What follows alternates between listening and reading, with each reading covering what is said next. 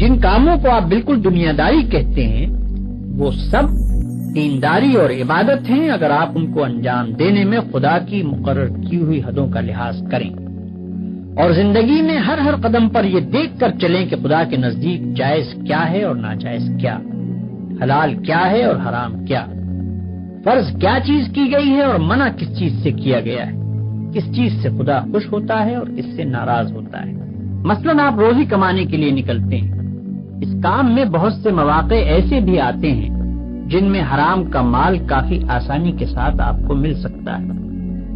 اگر آپ نے خدا سے ڈر کر وہ مال نہ لیا اور صرف حلال کی روٹی کما کر لائے تو یہ جتنا وقت آپ نے روٹی کمانے پر صرف کیا یہ سب عبادت تھا،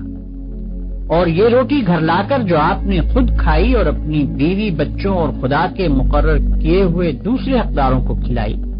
اس سب پر آپ اجر و ثواب کے مستحق ہو گئے۔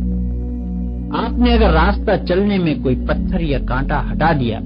اس خیال سے کہ خدا کے بندوں کو تکلیف نہ ہو تو یہ بھی عبادت ہے۔ آپ نے اگر کسی بیمار کی خدمت کی یا کسی اندھے کو راستہ چلایا